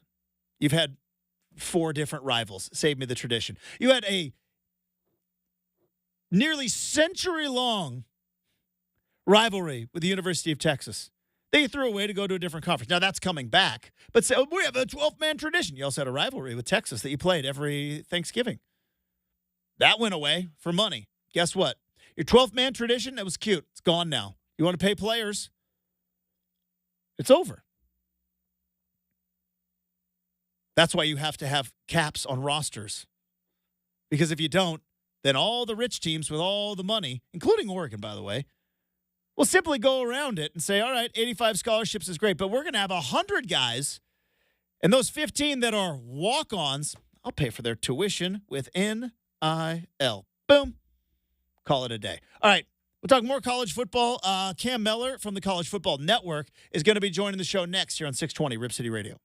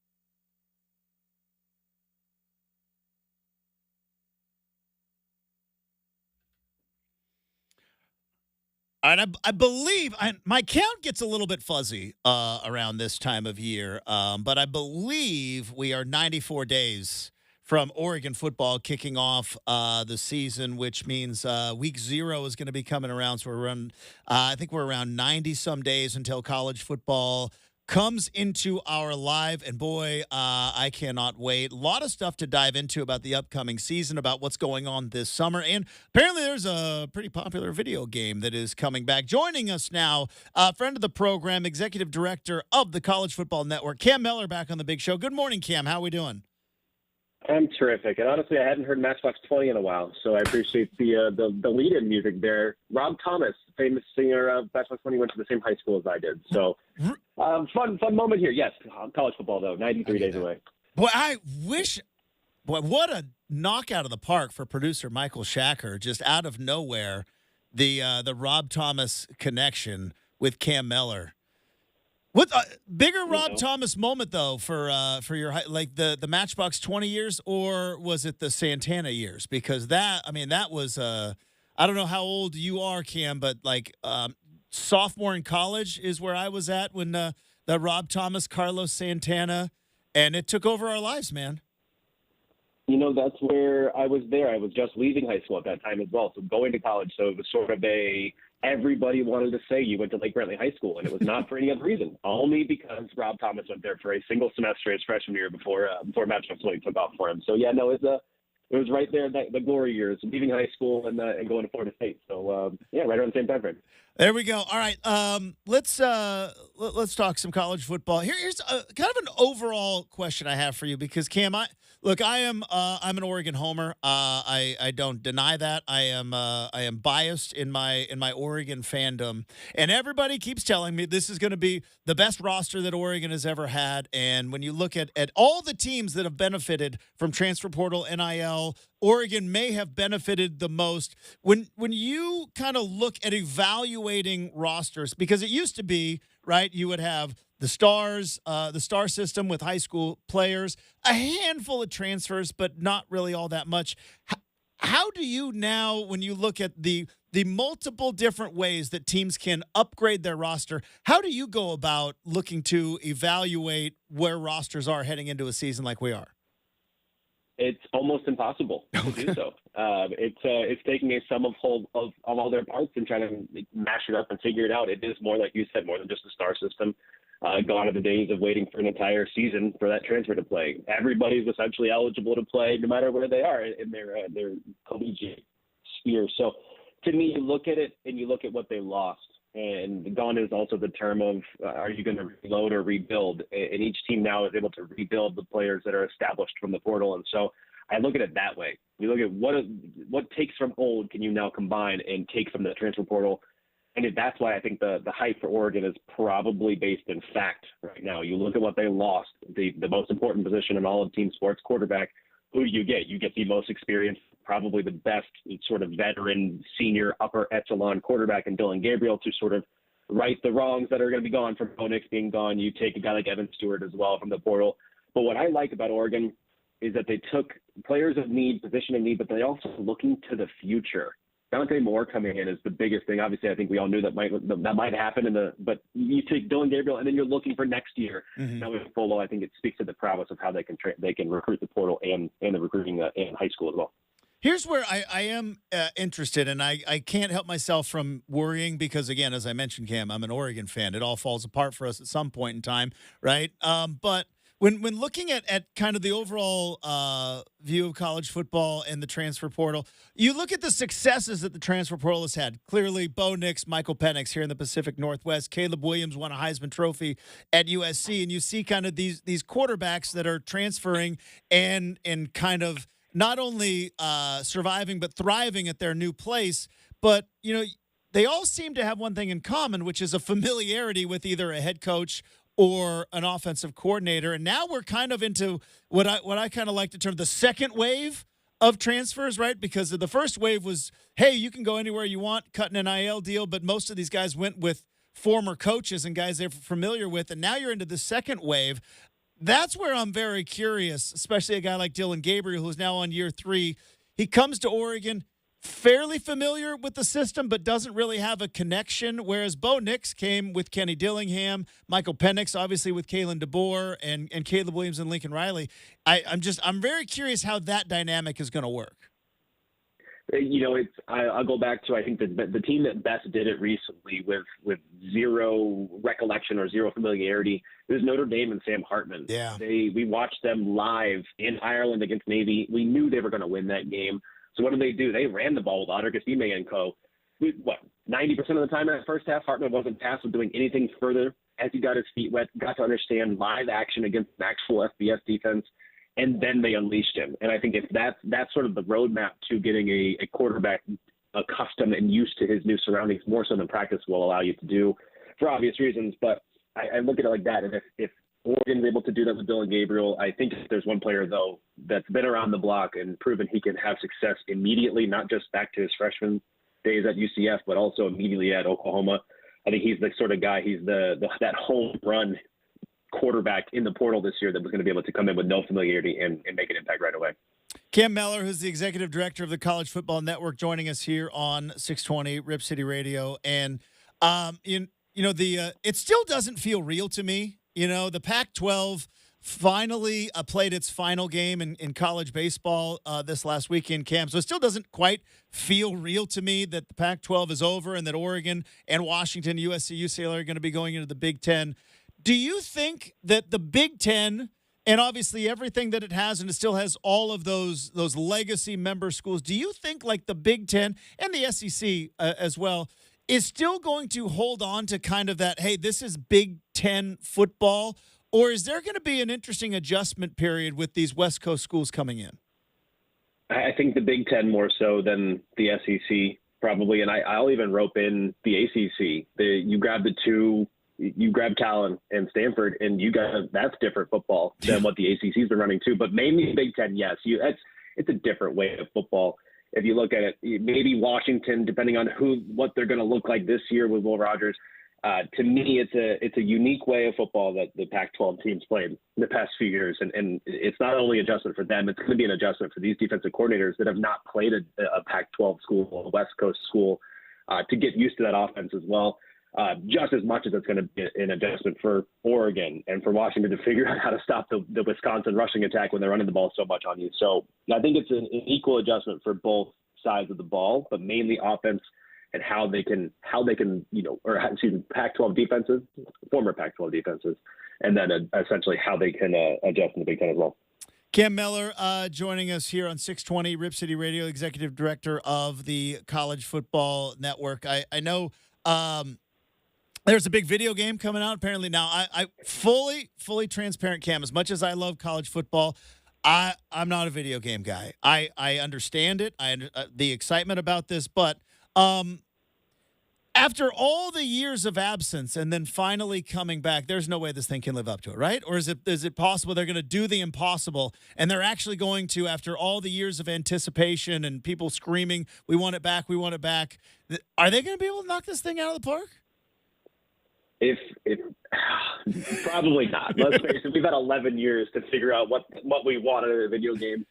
We even had a group of people that broke PlayStation 3s to be able to figure out what they wanted to make it themselves because we had that long. We had a decade to figure it out. And so there is that version of college football revamp that people have been playing. Will it meet the standards and the expectations of everybody? No. Will it incite pageantry and make the proud and prideful fans that make this sport so amazing happy? Absolutely. From everything I'm reading, everybody I've spoken to at EA Sports, yes, I think the biggest issue has actually just been answered today by one of our good friends, Matt Brown of Extra Points. It is not a Madden clone. It is completely different. Will look and feel completely different, not just from the play, but how it's presented as well. So I think that's a big first step, but excited to see what happens in a month and a half here when it does come out. I mean, I guess it is, and I'm not, as a video game guy, I'm also clearly not a video game designer, but I guess with college football, you do get a bit of a hack, which is half of the things that I think people love about this game. We want to hear the fight songs. We want to see, like running out of the tunnel. We want to see the, splitting the tee at Tennessee, like all that stuff, and then some uniforms. So you do get, I think, probably a bit of a pass because it just basic nostalgia is like, oh, sweet, I get to play with, like you get to play with Florida State, you get to see the chop. Hopefully that's still in the game, and you get all the pomp and circumstance. It's a bit of a hack. It is. It's almost paint by numbers in that sense. With what people are going to want. They want their specific. Then it's the actual execution of it. Is it done correctly? Because Florida State's goalposts are not just the T. It's actually the cross brace, the H. And so is that correct? That should be correct. It was correct in years past. But there are so many nuances to every team across the country. And it's 134 of them you got to put in this game. And so it's definitely the legwork on this had to have been incredibly extensive. Honestly, could have taken them 11 years, and we probably all would have said, okay, sure, we'll play it when we're 40. But at this point, it's there's a little bit of a hack. It's a little bit easier in that sense because you have that, but then it's also a little bit more difficult because of where we are in today's college football with the transfer portal and everything else. All right, Cam, here's my favorite thing, not just about college football, but just about being on sports talk radio. Just guys naming dudes, right? I love just naming dudes and going like, oh, that guy was awesome, because you guys put out a top 10 list, and it's fantastic because it got me thinking about a bunch of guys that I obviously a handful of them are still in the NFL. Some of them are not, but is the players, the top 10 players that we missed out on in the 11 years without EA Sports. Lamar Jackson is top on the list. Kyler Murray, Caleb Williams, a handful of these guys. Who are some of the guys that you, because clearly this was a collaborative effort, who are some of the guys over the last 11 years that you would have liked to have seen? Boy, that guy in a video game would have been just another level. The one I banged on the table for was Malcolm Perry, the Navy quarterback. If you watched any Navy play when he was at quarterback, I mean, he was a human video game. A video game. The joystick emoji was made for Malcolm Perry because that's just what he was, bouncing off guys. Probably the smallest guy on the field, and yet he was faster, making guys that were almost twice his size look silly, jumping at air. And he could throw the ball. And it was, if you're going to ever play a college football video game, why are you not going to run the option at least a few times? So to me, Malcolm Perry, but yeah, Lamar Jackson was the unanimous number one that Heisman season. And then Zach Wilson. I think we took a lot of flack for putting Zach Wilson on there because he just would have been so fun. That magical COVID year that he had when he was stucking the ball 65 yards down the field, accurate on a dime and playing very well. And one thing to clear up too, yes, Johnny Football, I would have loved to have seen the Heisman year, but Johnny Football was in 2014 version or 2013. And so we couldn't include him there de facto. The other guy that made the honorable mention, but I'm gonna ride again for the West Coast. And Caleb Williams was on the list, obviously, but yeah, he was Oklahoma and then came over to USC. But boy, I was excited to see Khalil Tate made the honorable mention list. But again, this is what I love about college football, and I hope it continues with all the weirdness and the NIL stuff, and I try not to be too much of a grumpy old man, Cam, about all of this, but just guys that just come out of nowhere, and no one has any idea how to defend. And I very much remember that month and a half run with Khalil Tate where he seemed to break a record every single week, and nobody knew what to do with this guy, even including his own head coach. They're like, we don't know how to coach this guy. It's amazing when you look at it from two angles as well. And we had to answer to Khalil Tate himself. He asked us why he wasn't in the top 10. We felt bad. It was we had a good talk. Khalil Tate and the College Football Network did. We absolutely would have loved to have played with him. But, yeah, it was what do you do with him, and then had injuries not, I guess, derailed a little bit of his career and not lost his job to Grant Gunnell. As historic of a Texas high school football player Grant Gunnell was, Khalil Tate was something else. I mean, he had Heisman Trophy written all over him during that month and a half run, like you said. So he would have been a special treat to play with that Arizona team. Cam Miller, Executive Director of the College Football Network, joining us here on 620 Rip City Radio. Cam, I talked about this on the show. For the love that we all get for college football and the joy that we all get for the fall, it feels like college football makes us eat our vegetables this time of year, and therefore we got to talk about like lawsuits and settlements and everything else. And I've tried to make heads and tails of what is going on with this settlement, but the fact of the matter is, Cam, I don't get the idea that even the head coaches or the conference commissioners understand exactly the total ramifications. I know it was just a couple of days ago, but what do you think is ultimately going to be the result of the power conferences settling this case and having it now to the point where teams can pay players directly? It is going to, I mean, obviously landmark. To me, I hope it sets the precedent for the rest of the FBS, and then even trickles down to FCS to be able to do the same thing. I do worry for the group of 5 schools. That's obviously I'm in MAC country now. I love the MAC. I've always loved the MAC, and I hope that it translates down. Ultimately, I hope that's where the goal is, so that way we can have a fair level of play, even if we're fair in the group of 5 versus group of 5, and the Power 4 and 2 teams make up their own level of play that is equal. But it is a landmark. I would agree with you, though. If we don't necessarily know what's going on and no one's been able to really educate themselves or educatively talk to us about what's going on and what they're going to be able to do, I think that sums up where we are. We needed this. We needed some sort of answer long term to avoid we're not going to pay for play, which we've definitely gone back on that since the NCAA stance a few years ago when NIL came about. So we're making the strides in the right direction. I don't know where it's ultimately going to go. I do hope it's fair for those the group of 5 programs going forward, though. Cam Miller from the College Football Network joining us here on 620 Rip City Radio. I know I saw there was but by the way, how many meetings does the SEC have?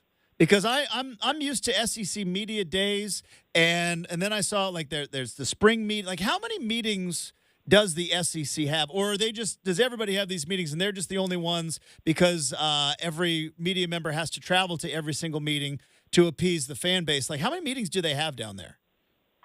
Too many.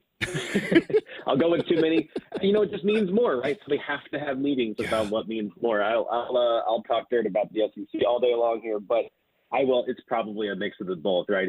There's new teams coming in. They're the ones that if you're going to travel to go hear them talk, it's the SEC. Unfortunately, I think the Big Ten's on their heels. But yeah, it's too many meetings at this point. I love it for content, though. However, so it's made my job easier this week. Well, and it was interesting because now, I think there are always, as we continue this new evolution in college football, there are going to be unintended consequences that people don't think about, and I unfortunately spend too much time thinking about them. And I think that's the newest one is the walk-on, right? Are we losing walk-ons? Is it now that we have this settlement, and I think there's going to be needed regulation with roster caps and everything else? Are we going to lose walk-ons in college football? I think we'll lose walk-ons at the top tier, and yet as I say that, I forget his name, and I apologize recently, but there was a quarterback that walked on to Tennessee as a preferred walk-on just yesterday or the day before from East Tennessee State, I believe. And so I believe we're still getting them now. I think, however, if we want to keep walk-ons as a part of college football, which we should absolutely fill your roster, that's where those NIL collectives will come into play, where there's a pool for even the walk-ons to get some of that. So, eventually it'll help those kids as well. So keeping it fair as much as we can for all the players across the board, I hope so. But yeah, we're trending towards at least that top tier of football, moving away from walk-ons for sure. You can follow Cam Miller on Twitter at Cam Miller. There you go. You got the handle. That's awesome. And also you can read his stuff at the College Football Network. And you can hear from time to time on this particular program. Hey, Cam, thanks so much for the time. Enjoy the rest of your week. Enjoy the summer, and we look forward to talking to you again soon. My pleasure as always. Thanks for having me. There you go, Cam Miller. Jack, you nailed it with the Rob Thomas. You went to high school with the guy for a term. You probably didn't believe me when I said I meant to do that on purpose. You know what? Go with it. Why not?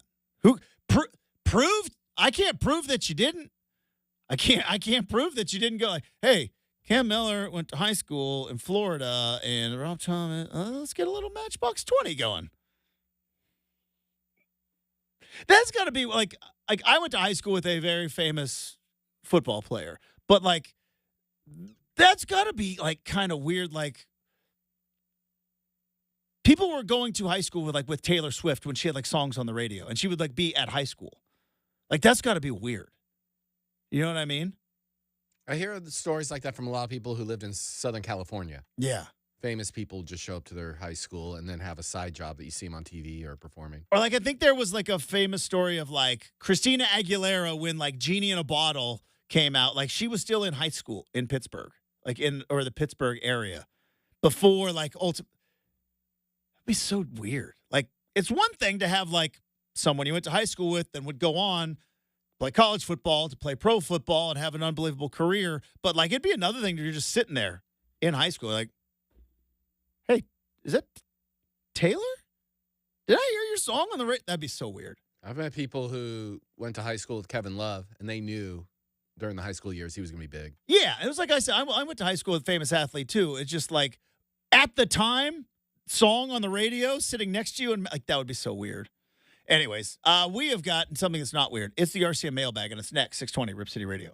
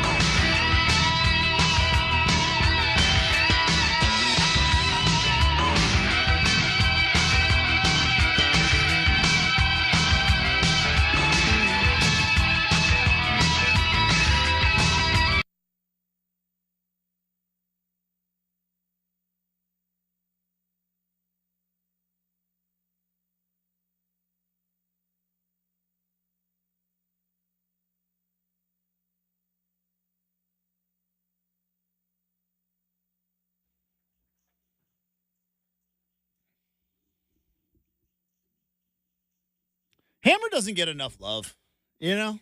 I think it was a mistake when he dropped the MC from MC Hammer. One of those things you're going to look back upon and go like, man, should have just stuck with MC Hammer. Do you remember that time? He was MC Hammer and did You Can't Touch This. Please Hammer, Don't Hurt Him was the name of the album. Then when he came out with Too Legit to Quit, he was not MC Hammer anymore. He was just Hammer and dropped the MC. I've heard stories about him being a bat boy. Yeah, but I've never heard it from him. I've heard it from other people. So the legend is that he was a bat boy for the Oakland A's, and the wish I remembered his name. Very famous owner of the Oakland A's for a long, long time. Thought he looked like Hank Aaron, and so he gave him the name Hammer and Hank, and that became MC Hammer. But it was he was outside of the Oakland Coliseum dancing, and then the owner saw him and thought, hey, this kid's entertaining, made him a bat boy, but also made him like he would go up into the radio booth. And like, I guess he was like none of the broadcasters really liked it because like the owner was like, yeah, Hammer and Hank's coming with me. And they're like, we got to put this kid on the air. And it turned out he did You Can't Touch This, which is awesome. So there you go, a little Hammer retrospective. Created some awesome fashion with his music videos. Dude, I had some, people wore them. Dude, I had some Hammer pants like nobody's business. Yeah, Hammer pants. I'm wondering if that was a joke he forgot to let you in on. No, because it was a joke that he forgot to let everybody in on because it was a whole world of Hammer pants, right? It wasn't like just me, right? It was everybody. Everybody rocked the Hammer pants. It's like a 3-year run, like a 3-year, like 90 to 93. Like Hammer might have been the most famous person in the world, other than Michael Jordan. We all wore the Hammer pants. All right, we need to get to the RCM mailbag, and it is a thrill ride unlike any other when Michael Shacker is in charge of said mailbag. So let's open it up.